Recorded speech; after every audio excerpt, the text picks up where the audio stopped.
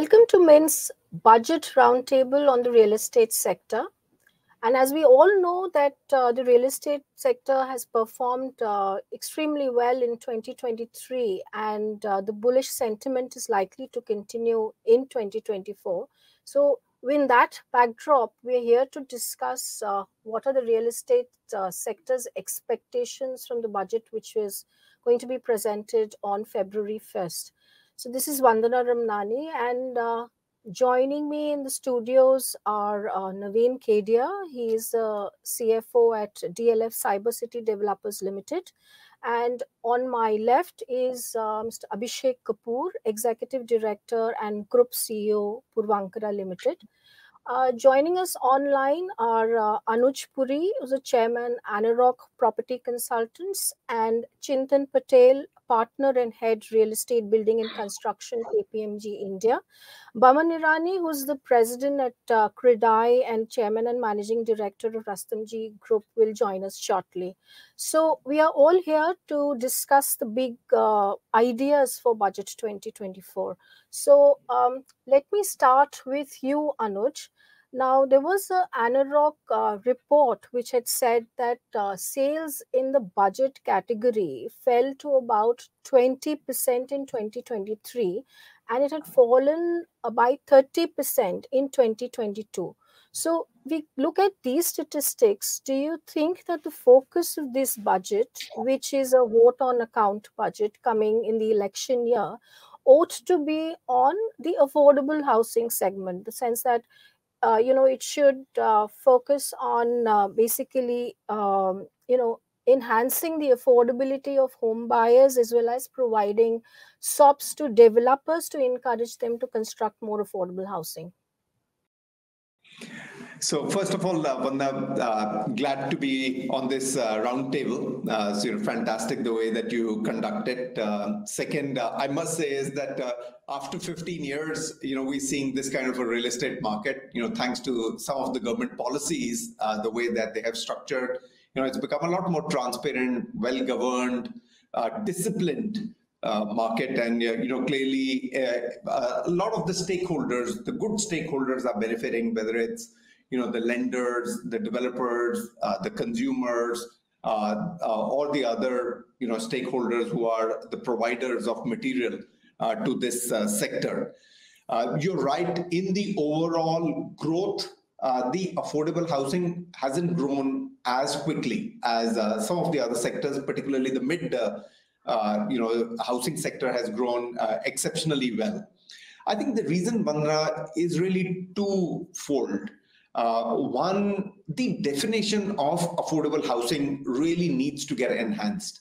I think for the longest time, we've been restricting it to 60 square meters, in tier 1 cities, and I think 90 square meters in tier 2 cities, with a categorization of 45 lakh rupee amount.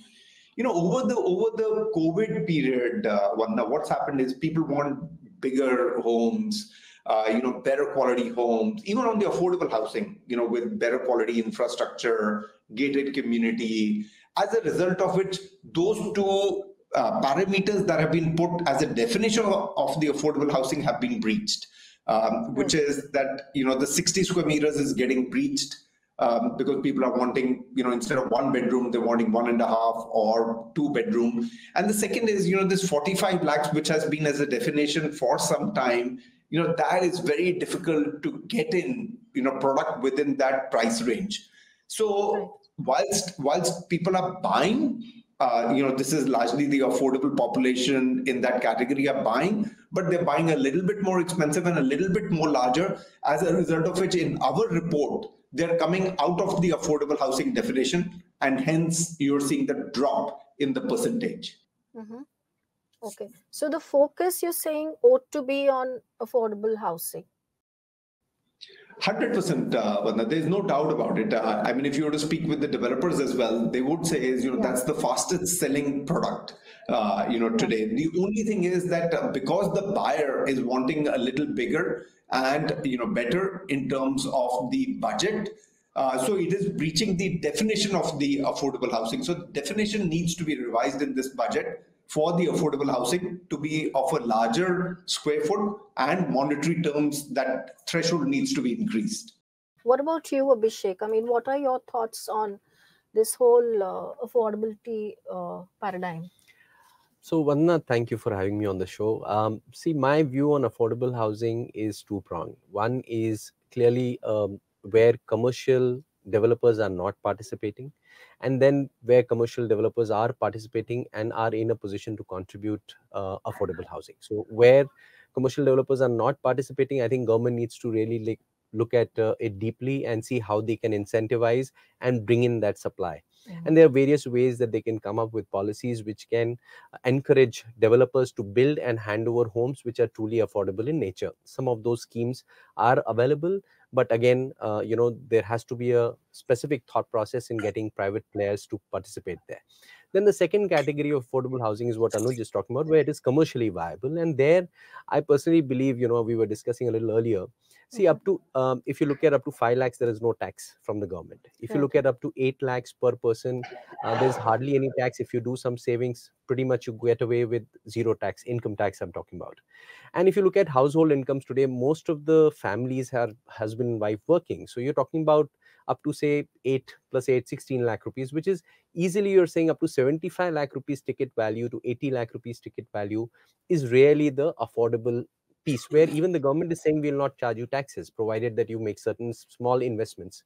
So I think definition of affordable housing, the ticket value clearly has to change. But I won't stop there. I would take a step further. Why should we penalize the middle class from owning homes? We are talking about affordable housing, but a large segment of middle class today after COVID is suffering and would like to upgrade. Where are they getting incentivized? And I think they are the other big segment which drive the sector, which can drive the economy. So I would think that if we give better tax breaks, which is interest and principal repayments for them, I think will make a big difference for middle income, which is a very large community, especially in the urban areas now, which needs to get this opportunity to upgrade their homes and own their homes. So in my view, I think both these sectors really need to be looked at. What about you, Naveen? Any thoughts? Yeah. So thanks for having me here. So I completely echo with Abhishek and Anuj on that point. So if you look at it, I think the affordability definition per se has not kept pace with the times. So I think it's still hung up in the past, and it needs to be brought to the present as to the realities what is there on the ground. So until unless these definitions are relooked at and enhanced, I think the sector will continue to suffer, in the sense that segment, that population which is aspiring to own their first house or wanting to upgrade themselves, like what Abhishek also mentioned, on like the mid-income guys moving to aspiring to a higher income grade in that sense. So the tax breaks needs to be provided to them. These definitions, they need to be relooked at. And obviously it demands that it has to be taken from the 60 to 90 square meters what you have to probably 100, 150 square meters, and 45 lakhs doesn't hold true for today. So it should be maybe in the range of 85 to probably a crore. So that's my views. So it's 1 crore is what we are talking about. I mean, that's what the right. limit. Given the current situations, the reality on the ground, I think that's a figure which will enable to fit all of these definitions, the tweaking of the definitions to fit into that. Got it. So, Chintan, my question to you is with regard to elevating the current rupees 2 lakh tax rebate on housing loan interest to a minimum of say 4 lakh to 5 lakh. You think that should also be something that the budget proposals should have this year? So I think there are two parts. I think the first part we talked about was the definition, the supply side of it. We also need to kind of address the demand side of it, right? And where the aspirational India, the way the pay scales have changed now, the way the job market is reacting. So we, like everybody said, right, 2023 was one of the best years that real estate has seen in India, and for the dream of Prime Minister, housing for all, and adding all the real estate, I think it's the opportune time. And it's very important that some of these things, when you look at other parts of the world, right, is interest deductible 100%. A lot of countries offer that on residential. Can India consider something like that? The answer is yes. Now, that may be a bit aspirational, but is 5 lakhs aspirational? The answer is no. Can we do more than that? So also, as I think Abhishek just alluded to, it was not just interest, but also principal, right? When you are talking about homes, that have exceeded or are getting closer to 1 crore from a ticket size, can you also give some break on the principal side? The whole thing, I think it may have a whole trickle effect, because real estate is the second largest employer after agriculture. So if we want this economy to continue kind of moving and growing, it may also be important to induce more participation in residential real estate. That's my 2 cents. What about the supply side, in the sense that what should be the kind of benefits that should accrue to developers to basically, encourage them to bring in more affordable housing stock? Because right now, I mean, the kind of launches that we're witnessing primarily in the mid segment and, your luxury segment, which is doing phenomenally well. So when you talk about affordable housing, there has to be something on the supply side as well. No, I'm completely with you on that. See, I think, and it's part of the industry cycles. When economy is doing well, generally there is a higher consumption of mid to kind of high end of residential, and that is why you see a lot more launches happening in that side. The minute the economy slightly softens up, the demand for affordable goes up, and that is when developers start participating in that. To have a consistent inflow of it is very important to carve out special kind of policy incentives. So can there be a single window clearance if somebody is building apartments of a certain size, scale in certain locations? Can there be better kind of approval process? Can they get better incentives on construction financing? Because again, given where the interest rates are today, that has also gone on the higher side. Can we do something over there? Can there be done more incentives in the GST, the input tax credit? There are a number of things that I think the government can provide if they feel that affordable is the right place. And I do agree with everyone on this panel that is the right one. They should do more to make increase in supply, which also will kind of help the buyers. What about you, Anuj? I remember you having advocated that, should be this thing of sovereign land being released for affordable housing, lands owned by various government bodies. If they're allocated specifically for affordable housing at lower cost, that could significantly reduce the overall real estate prices, something that you would advocate. Absolutely, Vandana. In addition to what Chintan said, I'll add 2 more points. One of them is what you picked up, Vandana, is that if you were to speak with Naveen or Abhishek, they'll tell you is that one of the prohibiting factor which is escalating the price is the land value.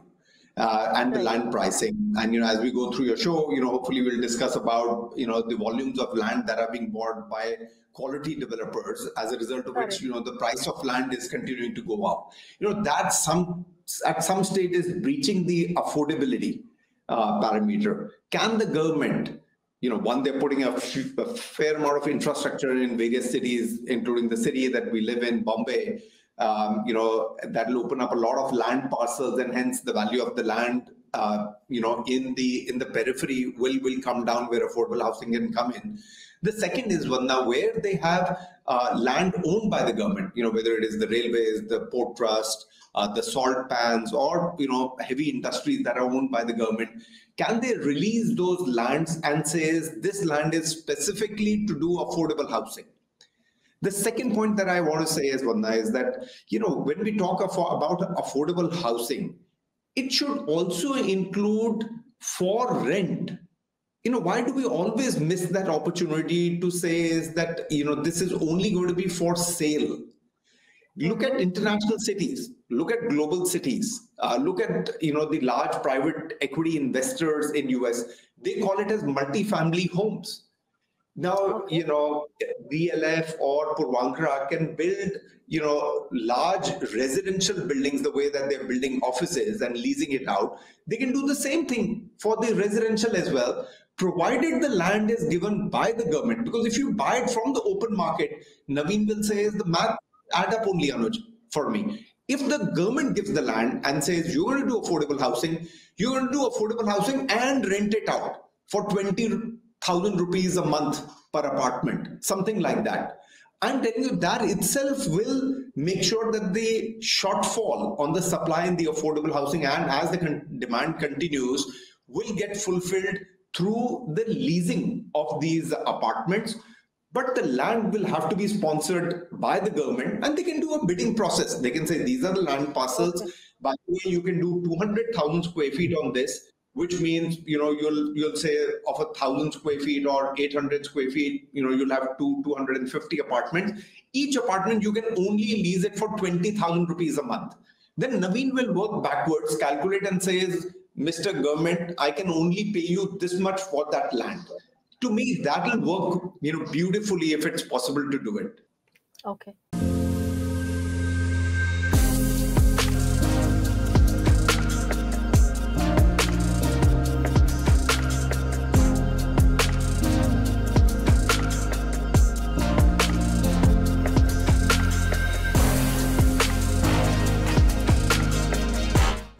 Abhishek, your thoughts? So, I think Anuj spoke very well on the land piece. There are two other pieces which bring in a lot of inefficiency in providing affordable or mid-income housing. One is the tax structure itself. If you look at, for example, GST, now there's no input tax credit, and that's the biggest killer because there is simply no margin over there. And increase in cost has a disproportionate increase in pricing because you're trying to cover for that loss of 18% over there. Okay. That is one part. The other part, which is again tricky, is the stamp duty and other transaction costs which are involved as far as affordable and mid-income is concerned. The second piece, and which is one of the biggest pieces, especially in our country, is that there is no equity really available, and the cost of capital is extremely high for it to make affordable housing viable. And there, if you make affordable housing or that particular category, give it an infrastructure status and let the RBI allow to purchase land on lower cost of capital, then I think it'll make a huge difference to bring in supply. Eventually, I think, what is the government's objective? The government's objective is to bring in as much home ownership in the affordable category as possible. And what it does for the country is huge, because socially you become a far more stable. Once a person owns a home, they've got something to look at as an asset for all their life. I mean, you can pretty much expect that person to be productive, and not just be productive, but grow, and then have their future generations grow in a much, much better environment. So therefore, home ownership is extremely important. The government is right on there, but I think both cost of finance and the tax structure has to be far more efficient, other than, of course, the land cost, which can make it happen. So what is the big idea for the budget here, budget 2024? For me, I think the big idea is to come up with a comprehensive policy which can really address affordable housing, whether you look at the tax structure, which is from stamp duty to GST, or you look at the land, or you look at the cost of capital. If the government comes up with a comprehensive policy, I can assure you that the quantum of supply that you would see will be huge. And of course, the fact that on the customer side, which is at the end user side, which I think is really the people who need to own the homes, there has to be serious incentives and flexibility given for them to be able to own or rent, like Anuj said, homes. Naveen? Yeah.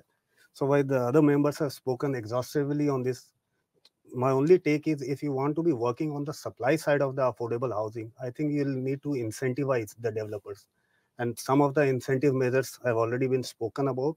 One additional area, if I can touch upon, is also the tax break. So if you look at it, government has given tax incentives for the entrepreneurs, or especially on the startup community side of it, with a tax rate of 15%. So something as a tax break which can be given to the developers who are working on the affordable housing side of it will go a long way in terms of incentivizing the developers to come up with the affordable product. Alongside, I completely agree with Anuj also when he talks about on the renting of the affordable housing. So the supply of the land, releasing of the land stock which is available with the government strategically in certain pockets, and bringing down the cost of construction, including the GST input credit. So all of this, when you put together, I think will go a long way in bringing more and more supply of affordable housing to the market. Thanks, Naveen. So there's one point that Abhishek had touched upon, that's on granting infrastructure status. Now, Anuj, can you, tell us more about, whether it should actually be infrastructure status or whether it should be industry status? I think this has been a demand from the developers for some time now, Vandana. It probably appears in all your budget shows over the last few years. I think where Abhishek is really coming in from, and he did touch it a little bit earlier as well, is that he's saying is, can my cost of capital come down? Because what does the infrastructure status do? It really helps you bring down the cost of capital. Real estate, otherwise, the rate of interest, depending on the quality of the developer, and, at what stage of the project you are borrowing, can be anywhere from, say, 9.5% right up to 12, 13%. And infrastructure, Vandana, is at a much lower debt cost.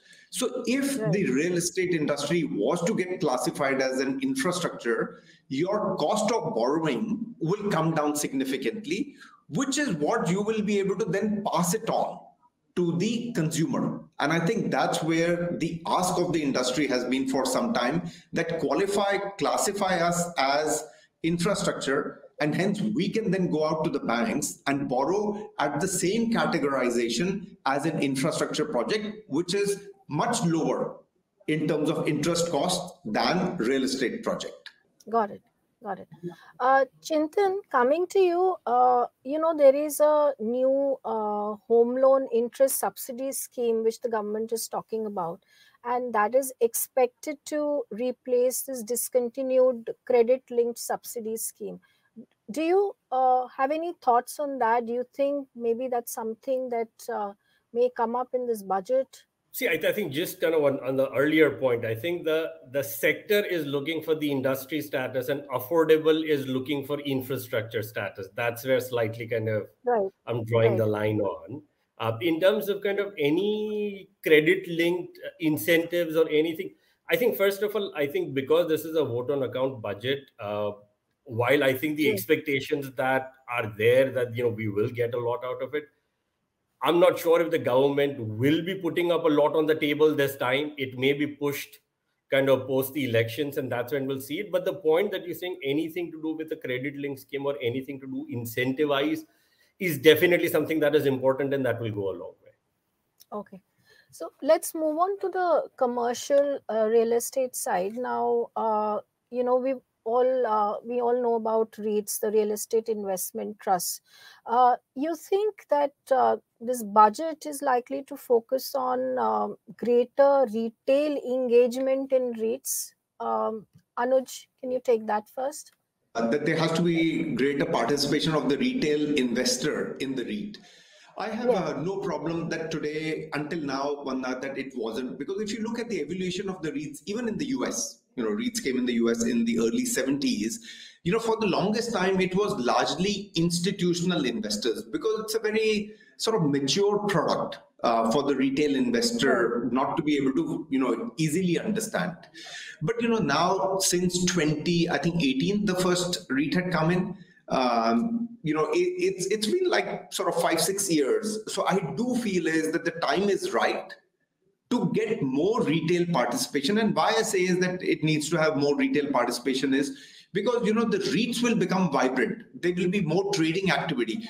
Today, what happens is large family offices, large institutions buy chunk of that REIT, and there is very little tradable stock that is going on in the market. So clearly, retail investor will need to come in here. They will need to participate. It will become more vibrant. And that is how REIT as a investment product will grow.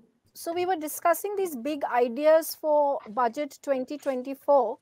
So, as CREDAI's national president, what is this one big idea that you would want to share? Okay, so actually the one big idea I want to share is let's not just make it any worse than where, we were or where we are right now. Because last year they took away the capital gains on and they kept the limit at only 10 crores. I didn't see any sense in what was being done. So I just hope some such, non-helpful ideas should not come to the table. But other than that, I'd like to state that affordable housing has been something that we've been talking about time and again. It is something the government holds close to its heart. Yet a number is put on the area that is, going to be termed as an affordable housing. So 25 lakhs, which was decided in 2017, correct me if I'm wrong, even if taken today at just a simple inflationary rate is somewhere in the region of about 65-70 lakhs. but we've kept that number standard, Right. and we've expected people to kind of, provide affordable homes at that price. I think affordable homes should be fixed to a area, because in a city or in different cities and in the villages, or sorry, in tier 2, tier 3 towns, you will have different values being ascribed to the affordable homes. So they should restrict their definition only to an area, and they should allow, at least in cities like Mumbai, Delhi, Bangalore, etc., and this is going to be largely for GST, apply only 1% GST on homes that are let's say 60 square meters, right? Because that is what Okay. defines an affordable house, even in these suburbs. A family of 4 living in a smaller home is usually what we do for slum redevelopments, which is really not ideal for people to make a life. Then it is a known fact that if we can get a tax break on the interest amount that we pay for a home, you can have a ceiling on it. Okay. Today, I think it's 1.5 lakhs. But I think this ceiling, if it is increased to about 8 or 10 lakh rupees, might allow for a lot more urban homes to get sold. And urban homes are where maximum, recognized revenue comes in, both to the government, to the ULB, that is the local planning body, as well as uh, when we are all aware that 60% of our population will be moving to urban centers by 2030, one needs to prepare for something like this. And over there, it is our ask that basically, if you can allow for interest paid on new homes to be kind of given a tax break. I'm just speaking in layman terms because sections, etc. Yeah. I'm sure Chintan will be able to put a value or a number to. But just these simple asks are there. Besides that, of course, we are not looking for any SOPs, but the credit-linked subsidy scheme, which was there earlier, is something that's Yeah. again very important, because a lot of our home buyers are not those ones with the right kind of paperwork. And when you're talking of loans about 40 to 60 lakhs given against a home, where the delinquency is less than, I would say, 2% in a home buying exercise, and when you're aware that when a stamp duty is paid, the developer is also known, the home where he's buying is known, so there's a security back to it. I think it's not so tough for the government to kind of accept that a credit linked Mhm. subsidy scheme can be just given, because this will again boost their revenues. And we keep saying that the real estate industry is about 8% of the GDP, but Yeah. it is to be understood that 30% of your GDP or 32% of your GDP comes from the banking sector, of which real estate is about 20%. So add that 7% also, then what we give to steel, cement, so many other businesses that are directly linked with us, this number stacks up much larger. And it's a known fact around the world that real estate has been the backbone or the driver of most of the economies. We won't be creating any rocket science by accepting this. We should go ahead and give as much of a boost to good development that takes place in the country, because that is what we are aiming as a country for: better homes, or a home for all. And there's a staggering shortage of homes in this country. 7 crores is what the government's number are, and we are close to about 9+ crores. And these numbers aren't static; they are continuously moving up. They're growing. There is no current number I have in my mind or available with me, but 9 crores at last call, which means that all the developers in the country, if they continue to build all the kinds of homes that we are supposed to supply, we'd still be working 24/7, 7 days a week, 365 days of the year to kind of meet this demand. So it will be nice to get some wind beneath our wings from the government side as well. So, That's it. Baban, before you joined us, we were discussing this aspect of greater retail engagement in REITs, on the commercial side. You think something on those lines can also be brought in? So, fractionalization of real estate, REITs, all these are going to be, very important to the Indian wealth creation. And as we read, 60% of the Indian wealth has been created through real estate. And it is only fair to allow the Indian mindset or the Indian investor to continue investing in real estate through whatever, token or whatever kind of instrument he gets. I'm sure Chintan or Anuj will be able to throw more light on how that is got to be achieved. But yes, we'd be welcoming something like that. Thanks, Baban. Thank you. So, Coming to Naveen, would you want to talk about this greater retail engagement in REITs? So if you look at it today, you only have 4 REITs. So while it's only been a nascent journey for Indian REIT space, so it started only say 2019, and you have not seen very happy times for the REIT given the way say the environment has played out. But the stock which has come to the Indian REIT market, the market cap of all those 4 REITs, in my sense, is ballpark somewhere 80,000-90,000 crores. And of that also, if you look at the trading stock, which Anuj also alluded to, is a very small fragment of that. So if you want the retail participation in the REIT to like go up, you'll have to bring more stock to the the traded market. And for that, you'll need to give some incentives both to the developer community to bring the stock available with them to the REIT platform, as well as give more incentive to the retail investors. So a couple of things which can be worked upon on the retail investor side of it is on the capital gains holding period for the REIT units. Today, it is 3 years, unlike in equity wherein it's only a year. So if that can be worked upon. And second is also, when you talk of the developer, there are some small elements which is holding them back in terms of bringing their stock to the REIT market. One, today a swap of the shares of a SPV having a commercial REIT, commercial space, it's a tax-free, so to say, swap with a REIT unit. Yes. But if you have to transfer that in the form of any other securities, be it an OCD, CCDs, that's a taxable event. Similarly, many of the assets are sitting in the form of an asset, and the transfer can only happen in an asset transfer to the REIT, which again becomes a taxable event for the developer. Third, when you look at the pass-through of the income from an SPV to the REIT, while the dividend income is tax-free, however, there is still an element of MAT which leads to a cash leakage, which becomes a substantive issue for the developers when they are doing their own set of planning.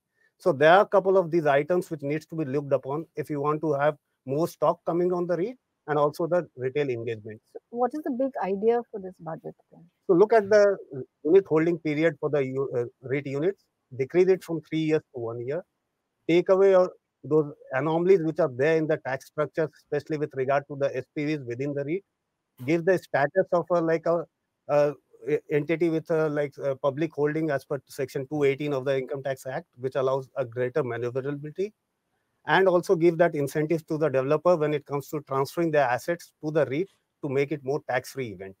Thanks, Naveen. So Chintan, anything that you would have to say on that?